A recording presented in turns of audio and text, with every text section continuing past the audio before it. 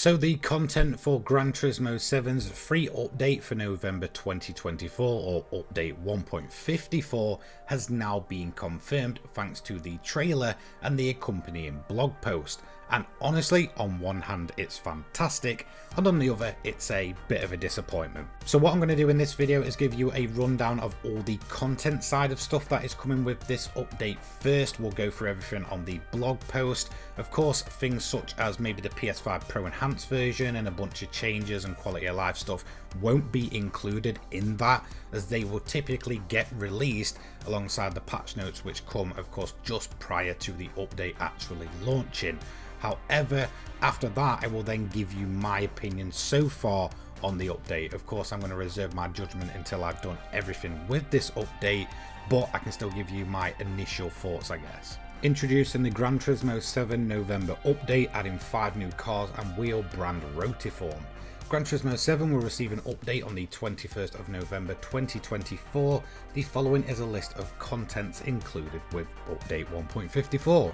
5 brand new exciting cars, including a historic F1 race car and a cutting edge hypercar concept, will be added.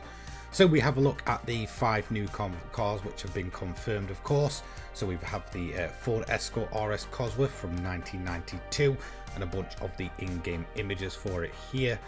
Now we do have the second car, and it is finally confirmed. This was one of the tricky silhouettes. This is the Mercedes-Benz W196R from 1955. Definitely a tricky one to get right. Always great to have these historic Formula 1 cars in there. Then we have the Porsche 911 Turbo S, the 992 from 2020, finally updating of course the Porsche 911 in game. Now of course we already do have the GT3 RS, which came a year ago this month, so it is nice to see the, I guess in a sense, lesser variant getting an upgrade. Then of course we have the Porsche Mission X 2023. Of course this is that pretty hefty hypercar from Porsche. This is one that I didn't necessarily expect Gran Turismo to get, but it is always a welcome addition. This is going to be a seriously cool bit of kit.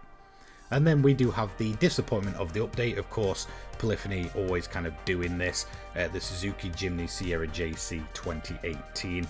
Genuinely couldn't care for that. It's a copy-paste car, and as always, Polyphony kind of have to go and spoil it for themselves.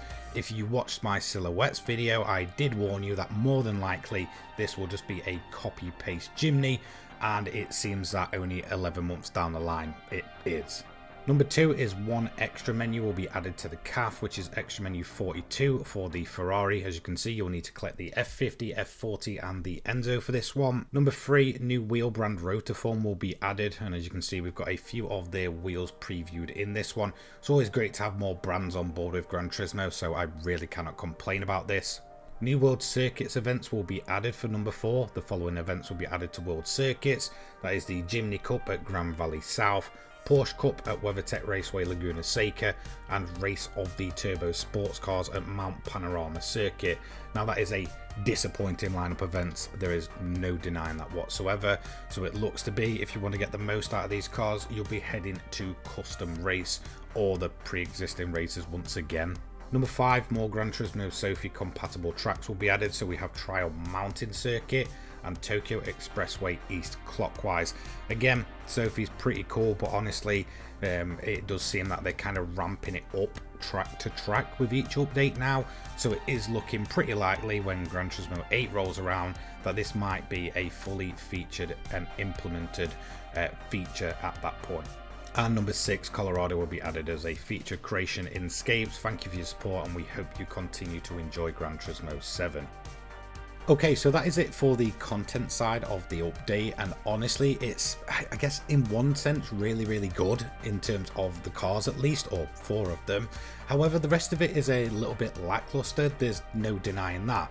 I mean, this was an update which was of course delayed from its original release, and then 2 weeks later comes along and it kind of gives you absolutely nothing.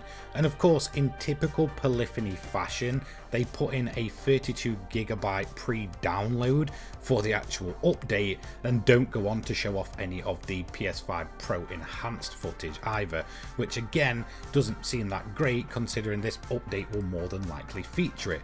However, it does seem to be something that will only be featured in the patch notes themselves, or maybe they won't even make mention of it, and it'll actually be up to players to see for themselves what's changed from the standard PS5 version to the Pro version. It really does seem typically polyphony in that sense that they've not gone ahead and actually mentioned that. Again, I'm only assuming it's in there since the update's a whopping 32GB, and there is no way that this content here is anything more than a couple of gigabytes of space.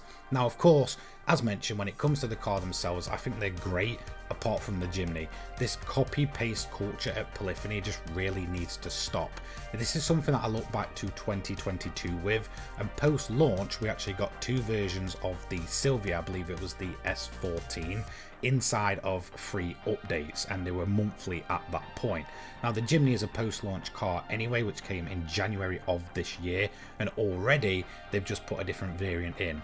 This duplicate culture kind of worked in the older games because there wasn't these premium models and it didn't take them as long to make, but now it does, wasting resources just recreating essentially the same car that really isn't that different, just isn't really good enough. In my opinion, that effort could have gone into something else entirely. Of course, there is the lack of a new track, which again, I just think is a disappointment. If you want to get as many players back as possible to show off your latest update and show what's in there, then honestly, right now at the end of the year, if this is going to be the final update for GT7 of 2024, it would have been the best time to actually do it. However, I would say the biggest kick in the teeth is the lack of events here. Adding 5 new cars and only 3 new events, which are probably going to be, you know, little 3 to 5 lap events, just isn't good enough. Hopefully there are some key changes to pre-existing events or the custom race events to make a lot of these cars worthwhile.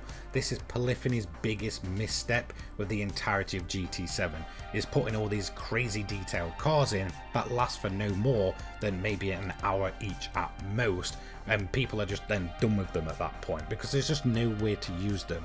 So Polyphony really need to work on this, and hopefully the patch notes do have some surprising changes in them. So again, I can't really comment on any more until we actually see the official patch notes in the morning. There's bound to be a lot of extra stuff in there, of course, engine swaps, probably some quality of life changes, of course, you know, a bunch of other changes alongside it. But from a content perspective, this is a fairly disappointing update other than the cars themselves. So to cover myself from those that will say I'll probably complain too much about Gran Turismo 7 and look, it's a free content update, as always I'll go in with an open mind, and I'm sure I'll find something to enjoy in there. Even with the weakest updates, I've found something at least that I enjoy, and that kind of keeps me coming back at least for a little while. But I definitely think from a content side of things, this is a massively weak update other than the cars themselves. Anyway, feel free to sound off in the comments below as to what you think so far of this update. Of course, I will be back tomorrow morning to dive through all the patch notes and go into absolutely everything that's come alongside this update. Again, I'll be checking back to see if there's a difference on the PS5 Pro version, which I'm pretty sure is in there since it was a 32GB download. But yeah, let me know what you think. I'll see you in the next one. Take care, guys. Peace.